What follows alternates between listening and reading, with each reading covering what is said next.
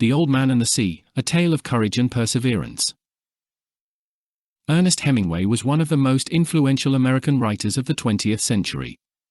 He was known for his economical and understated style, which he called the iceberg theory, meaning that he only showed the surface of his stories and left the deeper meanings for the readers to discover. He was also famous for his adventurous and often turbulent life, which inspired many of his works. One of his last and most celebrated novels was The Old Man and the Sea, published in 1952 and awarded the Pulitzer Prize for Fiction in 1953, and the Nobel Prize in Literature in 1954. The novel is based on Hemingway's own experiences as a fisherman in Cuba, where he lived for many years. It tells the story of an old and experienced fisherman named Santiago, who struggles with a giant marlin for 3 days and nights in the Gulf Stream. The novel explores the themes of courage, perseverance, pride, friendship, and the relationship between man and nature. The novel begins with Santiago's situation of being unlucky for 84 days without catching a fish. He is poor and lonely, except for his young friend and apprentice Manolin, who loves and respects him. Manolin's parents have forbidden him to fish with Santiago, because they think he is too old and unlucky, but the boy still helps him with food and supplies. Santiago decides to go far out into the sea, where he hopes to find a big fish that will end his bad luck. He sets out alone in his small boat, the skiff, and prepares his fishing lines. On the 85th day, Santiago feels a strong pull on one of his lines and realizes that he has hooked a huge marlin, bigger than his boat. He is unable to reel it in, and the fish starts to drag the boat with him. 3 days and nights, Santiago and the marlin are locked in a battle of wills and stamina.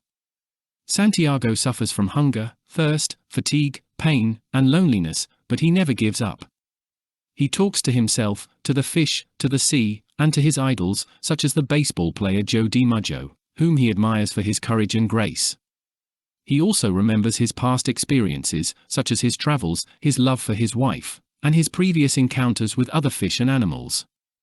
He tries to keep his spirit and his hope alive, and he says, "Now is no time to think of what you do not have. Think of what you can do with what there is." On the 3rd day, the fish finally tires and Santiago manages to pull it closer to the boat. He harpoons it with all his strength and kills it.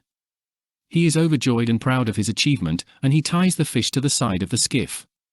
He thinks of the money he will get for the fish at the market, and how he will share it with Manolin and the other fishermen.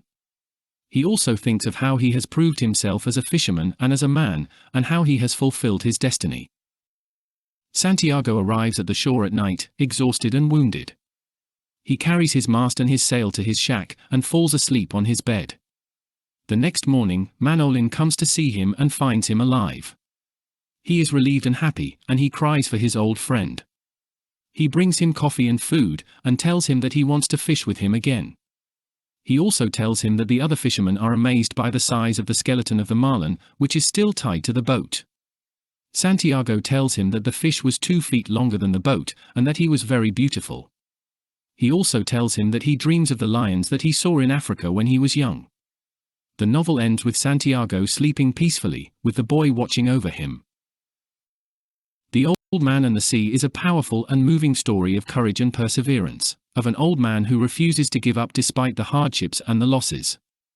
It is also a story of love and friendship, of a bond between a young boy and an old man, who share a passion for the sea and for fishing.